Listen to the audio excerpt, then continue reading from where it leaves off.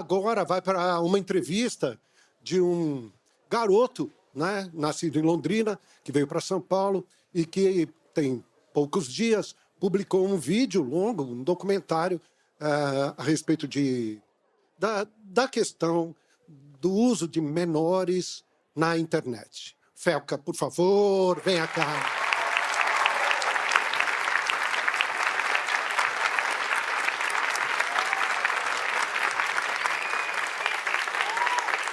Muito obrigado, Felca. Sente-se aqui. A gente fica um pouquinho do programa conversando. Maravilha. Há quanto tempo você, pelo que eu li, você aos 12 anos de idade resolveu ser um protagonista na internet, mas daí seus pais falaram não, é isso? Começou assim. Com 12 anos de idade, eu comecei a produzir conteúdo, mas naquela época eu era criança, não sabia nada das coisas, como que funciona, né? E naquele momento, eu contei para meus pais, e meus pais falaram: muito bacana o que você está fazendo, apoio, mas ainda é muito cedo. Eu acho que tem que esperar um pouquinho de tempo mais, você amadurecer. Esse ambiente que você está entrando, talvez você não entenda tudo. Na minha cabeça de criança, pré-adolescente ali, eu fiquei, não entendi, fiquei meio revoltado por um tempo. Nossa, por que meus pais estão me proibindo? Hoje, quando eu olho para trás, eu entendo muito bem e eu agradeço meus pais. E aí você voltou com que idade a produzir? Com Felca, que é o canal que eu cresci na internet, que eu fiquei conhecido, foi em 2019 que eu publiquei o primeiro vídeo. Publiquei o primeiro vídeo, era vídeos de humor, um tom bastante humorístico, mas tinha já um tonzinho de crítica. Eu sempre gosto de colocar... Hoje meus vídeos são muito críticos, e com muito humor também, e eu sempre gosto de colocar crítica inserida no humor. E tem funcionado. Aos poucos, meus vídeos têm ficado mais críticos, ainda mantenho humor, mas têm ficado mais críticos. E hoje eu tô aí, né? Agora, hoje, houve uma explosão, não é? De visualizações, de compartilhamentos. Até aquele momento, há poucos dias atrás, antes do documentário, quantas pessoas faziam parte dos seus canais? Eu tinha... se for contar em todas as redes sociais, daria talvez 15 milhões a 20 milhões. Eu tinha... Na rede social principal, eu tinha 8,8 milhões. E hoje? Hoje, na rede social principal, que eu tinha 8,8 milhões, eu tenho 15 milhões,5 em 5 dias. Foram mais de 7 milhões de seguidores aí em 5 dias e crescendo. O teu vídeo repercutiu muito. Ele repercutiu pela história, né? Através das pesquisas e das denúncias que você fez, mas ele repercutiu também junto ao comportamento das pessoas. Eu acho que as pessoas começaram a refletir mais, e eu já vi vários vídeos de mães falando: eu não devia ter exposto tanto meu filho, apesar de nem ser uma exposição, vamos chamar assim, delicada ou sensual. Que reflexão você começou a trazer para a gente a respeito disso? Eu creio que esse é o ponto mais importante mesmo do vídeo, e você falou sobre ter chegado nas pessoas, e foi isso que eu observei mesmo. Me mandaram fotos, por exemplo, Serginho, de pessoas assistindo o meu vídeo na horizontal, que é uma coisa muito difícil nos dias de hoje, as pessoas estão consumindo todos na vertical, assistindo no ônibus, meu vídeo, no metrô. Eu fico muito feliz porque não é sobre mim, não é sobre eu como pessoa. É sobre a causa mesmo. Essas crianças, essas contas de perfis de crianças estão sendo utilizadas para promover trocas de pornografia infantil. Isso é muito sério. Isso é muito sério. É um assunto muito delicado, é um assunto aversivo de ser falado, é um assunto que causa repulsa, mas ele tem que ser falado. Infelizmente, é um assunto que acontece em pequena e grande escala, de forma menos ou mais problemática. Acontece desde uma exposição, desde uma adultização, crianças se portando como adultos, até crianças sendo sexualizadas de fato, né? É doentio. É doentio, é completamente doentio. É muito importante a gente falar sobre isso, e eu observei que esse movimento na internet de crianças produzindo conteúdo e o público, ele era dividido, ele tinha outras crianças consumindo, alguns pais consumindo, mas ele tinha naquele público também, isso é muito sério, pedófilos. Tinha pedófilos consumindo aquele conteúdo. E era um conteúdo, Serginho, que se eu mostrasse pra você, sem dar o contexto, você ia falar que era um conteúdo inocente. Era uma criança brincando, era uma criança se divertindo ali com as amigas, mas existiam pedófilos, desculpa dizer, eu sei que é forte, cantando aquelas crianças. E daí você vê aquilo, você vai vendo aquele movimento, você vai vendo acontecendo, e você vai vendo pessoas que produzem conteúdo suas crianças, pessoas que às vezes adultizam propositalmente a criança. Se você não sente uma indignação, você não é um ser humano. E eu, eu senti uma indignação, tinha um público e falei. Simplesmente liguei a câmera.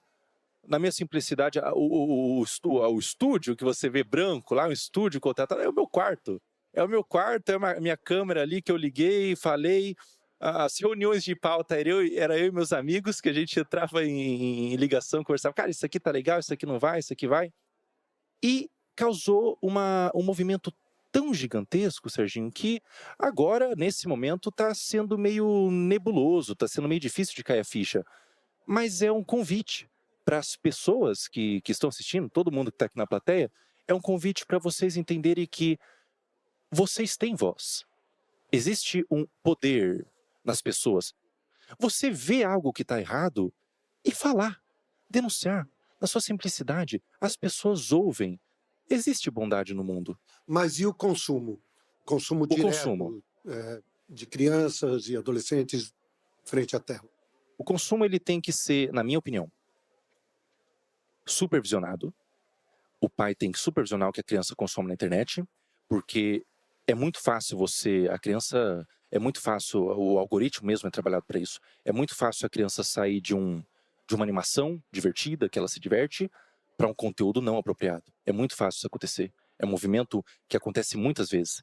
E se você, enquanto pai, tiver a capacidade de supervisionar o seu filho com 10, 11, 12 anos, ele pode consumir de forma moderada, na minha opinião, mas se você não tem a capacidade, se você não consegue ser um pai presente, se você trabalha muito, às vezes tem muitas ocupações e tudo mais, na minha opinião, bloqueio. E uma outra coisa não sobre consumo, Serginho, é sobre produção de conteúdo. Criança não tem que produzir conteúdo na internet. Não tem. A internet é um ambiente, todo mundo que está aqui sabe que a exposição não é algo fácil de lidar. A exposição vem com críticas, vem com pessoas comentando sobre você, comentando sobre aparência, vem com às vezes um assédio, e a criança não está preparada para receber qualquer tipo dessas coisas. Então, criança não deve produzir conteúdo na internet. Internet é um ambiente para adultos. Muito bem. Tem alguém que gostaria de fazer perguntas aqui? Você aqui, vamos começar. Como é seu nome? Ana. Tudo bem? Mais para ver sua opinião, assim, porque a gente sabe que isso não é de hoje. Não começou a postar os vídeos, principalmente do caso que você falou no vídeo, não começou esse ano, já é de muito tempo. Por que você acha que demorou tanto para tomar essa proporção, para as pessoas começarem a prestar atenção nisso? Essa é uma pergunta boa, Ana. Eu acho que existiam muitas pessoas falando sobre, já era uma coisa bem pública, assim, era relatado. Eu acho que talvez faltou uma mobilização mais numerosa mesmo. Eu acho que foi uma questão de alcance que atingiu. E o alcance vem quando uma pessoa decide. Eu acho que não vem quando a pessoa tem muita autoridade ou qualquer coisa do tipo. Eu acho que o alcance vem quando a pessoa decide reunir informações importantes desde o cerne da questão. Então, reunir provas, pesquisar, denunciar. Quando ela faz ela reúne informações em um vídeo que seja também fácil de consumir, porque muitas pessoas fazem vídeos, falam sobre, mas não querem se envolver. Elas falam de forma meio assim, direta, comentam só para ganhar alguma coisinha em troca. Quando a pessoa decide colocar a cara mesmo, não é sobre a autoridade da pessoa, é talvez sobre o ímpeto de realmente querer causar uma mudança. Eu acho que tem a ver com isso. Com isso. Quem mais, por favor? Aqui, você. Fala, garoto. Como é seu nome? Opa, prazer. Meu nome é Lucas. Queria perguntar pro Felca o que foi mais difícil para você depois dessa denúncia que você fez através do documentário, se foi montar, editar o vídeo, juntar essas várias denúncias, né, que você juntou para fazer esse documentário, ou o que teve de repercussão, seja positiva ou negativa. Com certeza o que foi mais difícil foi reunir essas informações, porque parte da demora da postagem do vídeo, eu fiquei 1 ano fazendo essa pesquisa, de ser um tema, foi eu sozinho fazendo essa pesquisa, e é um tema tão aversivo que se você não tem se você não tem um sangue de barata, e eu não tenho, você não consegue ficar nisso por 30 minutos ao dia. Eu ficava vendo aqueles materiais e procurando e buscando, e ficava com tanta agonia, tanta amargor assim na boca, que eu, pela minha saúde mental, vou dar um tempo, vou fechar o notebook e vou voltar amanhã. Então, esse foi o mais difícil. A repercussão, por mais que seja muita coisa acontecendo ao mesmo tempo, é muito positiva. Eu estou muito feliz porque se estão dando luz para essa causa, eu creio que possa haver mudanças. Então, é extremamente positivo. Eu estou super realizado, super satisfeito. Mas, por outro lado, tem gente que não gostou.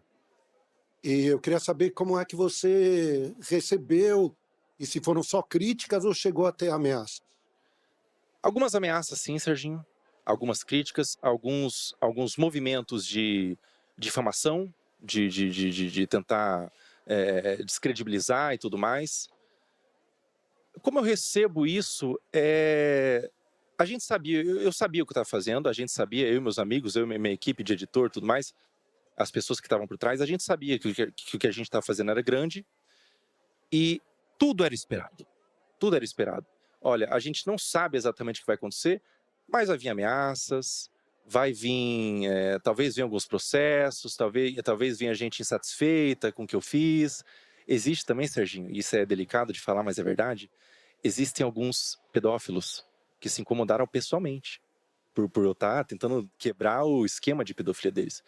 Esses pedófilos, eles vão se sentir atacados pessoalmente e vão bater de frente, mas, sinceramente, quem tem que ter medo são eles, não uma pessoa que está denunciando. Quem tem que ter medo são os pedófilos.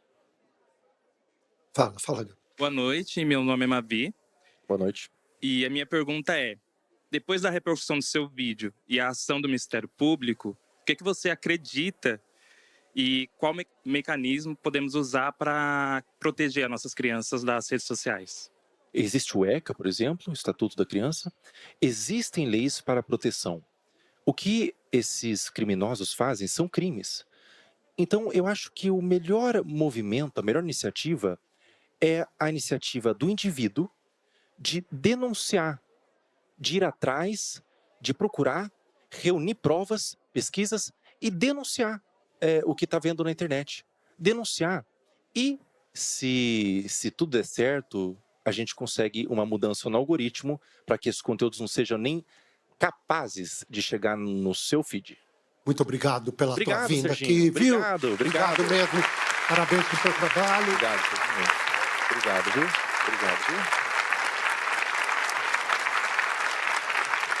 E até a próxima. Cadê o teu pessoal? Até a próxima. Cadê o Levanta pessoal? a mão aí, o pessoal do filme.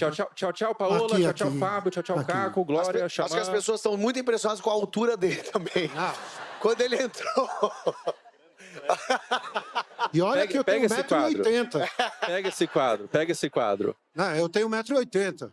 Tá baixinho, Serginho. Você tá muito baixinho. Obrigado, aplausos aqui. Obrigadão.